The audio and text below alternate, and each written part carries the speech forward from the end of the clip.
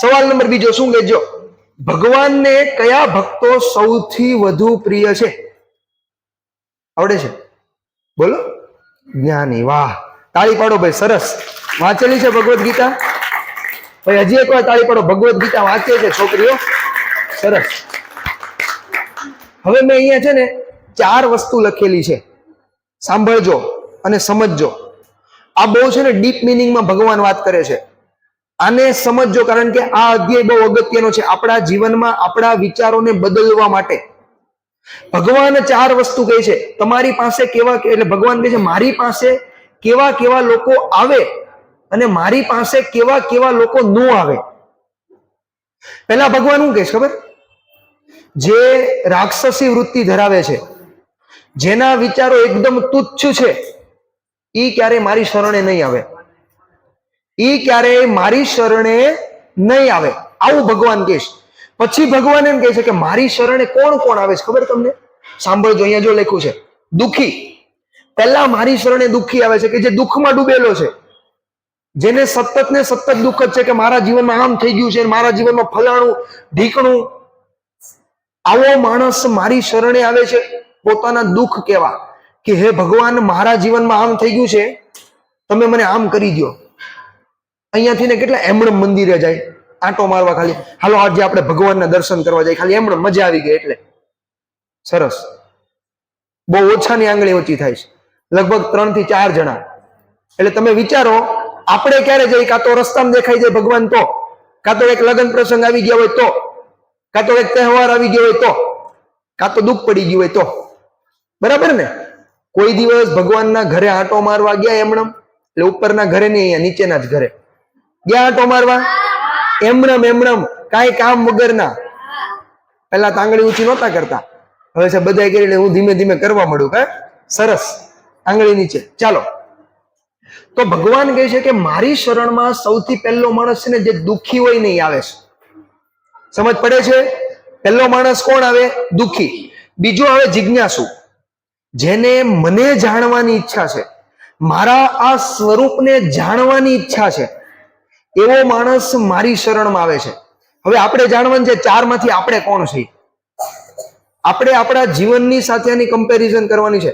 પહેલા જે દુઃખી હોય એ આવે. બીજા નંબર ઉપર કોણ આવે છે? જેણે મને જાણવાની ઈચ્છા રાખેલી છે, જે મારા સ્વરૂપને જાણવાની કોશિશ કરે છે, એવો વ્યક્તિ આવે છે. પછી ત્રીજી વસ્તુ શું કહેજો? વિષય. વિષય એટલે વિષયનો મતલબ શું થાય? જેને આ સંસારના વિષયોમાં રસ છે. જેમ કે જે કોઈ વ્યક્તિ કંઈક કામ કરી રહ્યો છે અને એ કામમાંથી એને કંઈક ફળ જોઈ છે. એક્ઝામ્પલ તરીકે કોઈ પણ શુભ કાર્યની શરૂઆત કરતા પહેલા આપણે ભગવાનને યાદ કરી, ભગવાનની પૂજા કરી. એવા માણસો કે જે માત્ર ને માત્ર શુભ કાર્યની શરૂઆત કરતા પહેલા જ એને યાદ કરવા આવે. એટલે એને વિષય વસ્તુની સાથે જ ભગવાનનો મતલબ હોય.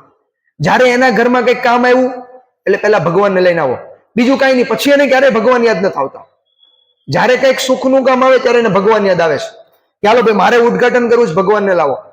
બીજા સમયમાં ભગવાનને યાદ કરતો નથી. એટલે કે વિષય વસ્તુની સાથે સંલગ્ન હોય ને એવો માણસ, એવો માણસ મારી શરણે આવે છે, ભગવાન કહે છે.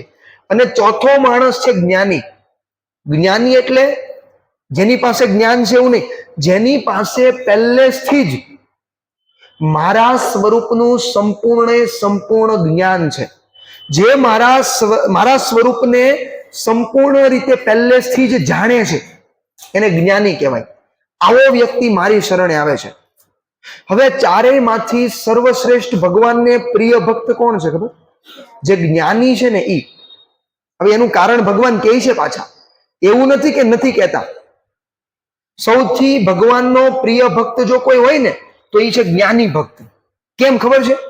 ભગવાન એવું કહે છે કે જે જ્ઞાની છે ને એણે મારા સ્વરૂપને સંપૂર્ણ જાણ્યું છે અને એ સંપૂર્ણપણે મારા શરણોમાં આવી ગયો છે. પછી ભગવાન શું કહે છે ખબર? જ્ઞાનીને હું પ્રિય છું અને મને જ્ઞાની પ્રિય છે. અને આની પછીનું સેન્ટેન્સ કૃષ્ણનું સાંભળજો, બહુ ડીપ વાળું સેન્ટેન્સ કીધું છે. પહેલા કૃષ્ણએ શું કીધું? જ્ઞાનીને હું પ્રિય છું અને મને જ્ઞાની પ્રિય છે. ખરેખર તો જ્ઞાની છે ને ઈ જ મારો આત્મા છે. શું કીધું? જ્ઞાની મારો આત્મા છે. તમે વિચારો, ભગવાનનો આત્મા એટલે એક જ્ઞાની પુરુષ, એક જ્ઞાની મનુષ્ય. આવું ભગવદ્ ગીતાની અંદર કૃષ્ણ ભગવાન કહે છે, જે જ્ઞાની વ્યક્તિ છે એ મારો આત્મા છે. હવે આત્મા તો અમર હોય ને, આત્મા ક્યારેય મરે? નો શસ્ત્રથી છેદાય, નો એને પાણી ભીંજવી શકે, નો એને અગ્નિ લગાડી શકે, અને નો એને વાયુ સૂકવી શકે. આવો આપણો આત્મા છે. હવે ભગવાનનો આત્મા બનવું એટલે કેટલી મોટી વાત કહેવાય. હવે તમે વિચારો, આ ચારમાંથી આપણે કયા દરજ્જામાં આવી છીએ? આ ચારમાંથી દુઃખી, જિજ્ઞાસુ, વિષયી કે જ્ઞાની? આપણા મનથી વિચારો. ચાલો હવે આપણે અંદર અસ્થિમાંથી ને ગણતરી કરીને એકાદા બે જ્ઞાની પુરુષ જો કદાચ તમને મળી જાય તો, બરાબર છે?